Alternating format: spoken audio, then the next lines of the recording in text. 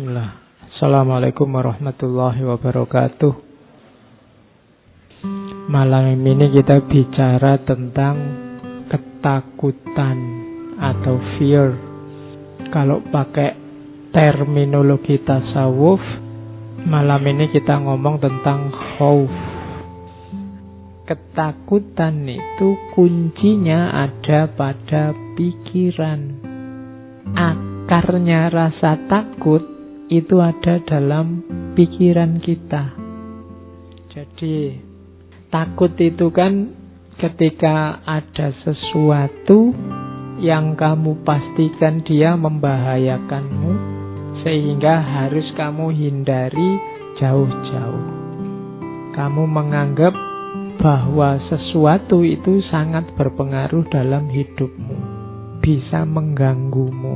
Nah itu kan adanya dalam pikiran. Kamu takut tidak punya uang. Kenapa? Karena menurutmu uang itu sangat penting. Kamu takut tidak punya pekerjaan, karena menurutmu pekerjaan itu mutlak.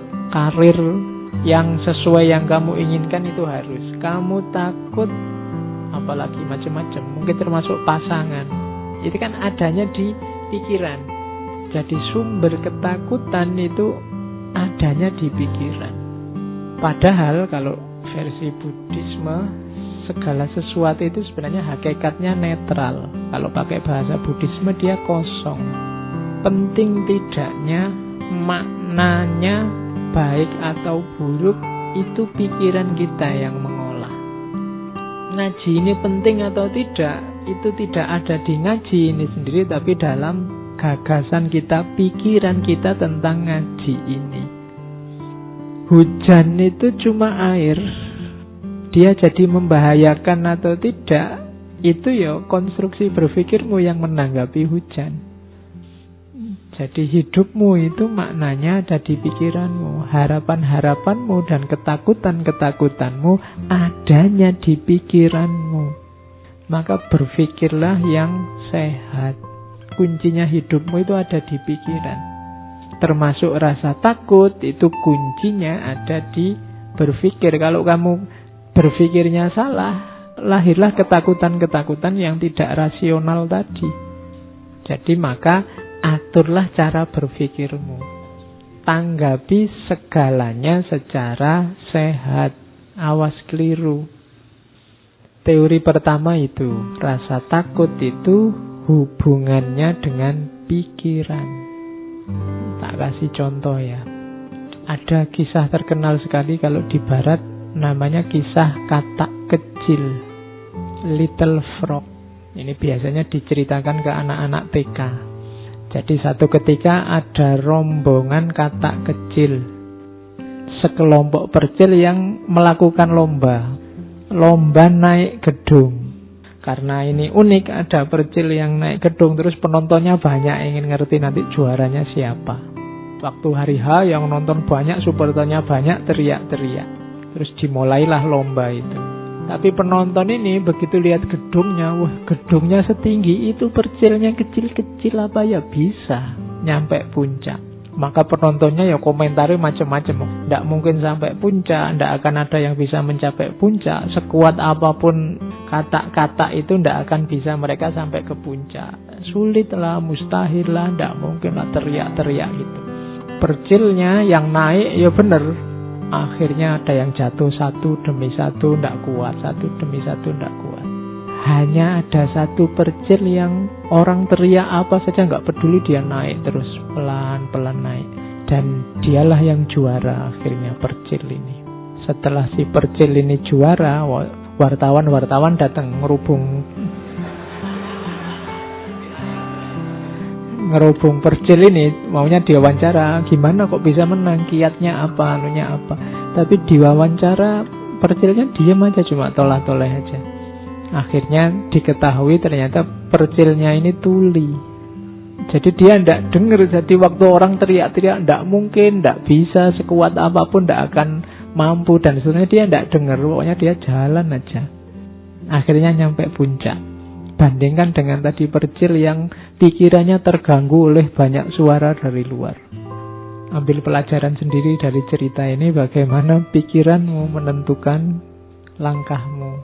Pikiran-pikiran yang terganggu oleh macam-macam tadi, ya masuk, merasuk. Kalau isinya rusak-rusak dan jelek-jelek, ya efeknya dalam dirimu juga jelek. Maka pinter-pinterlah apa yang harus kamu masukkan, apa yang jangan masuk dalam dirimu, karena menentukan isi pikiranmu. Ketika orang banyak ngomong mustahil, ndak mungkin, wah sekuat apapun kamu ndak akan nyampe. Itu kan pelan-pelan muncul keraguan. Kayak tadi cirinya orang takut. Apa ya aku bisa, kok orang-orang bilangnya begitu, apa ya aku mampu. Akhirnya yang juara yang ndak denger apa-apa. Hari ini kan kamu denger macam-macam, baca macam-macam banyak, pikiranmu mesti kacau. Kamu ndak tahu mana yang baik, mana yang buruk, mana yang asli, mana yang palsu. Hari ini kenapa? Terlalu banyak yang masuk. Latihanlah jadi tuli. Oke, jadi ini untuk ilustrasi bagaimana kuncinya sebenarnya ada dalam pikiran. Harapan-harapanmu, ketakutan-ketakutanmu. Makanya menyikapi ketakutan antara lain bisa kalian lakukan ini.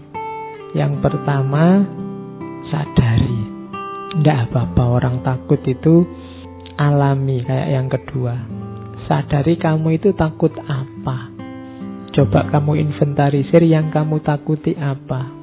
Ini kok pekerjaan tidak selesai-selesai. Aku ini takut apa sih? Takut capek? Takut kehabisan waktu? Takut apa? Banyak orang bilang sholat malam itu manfaatnya besar. Kok aku males sholat ya? Kok bangun rasanya kok ogah-ogahan?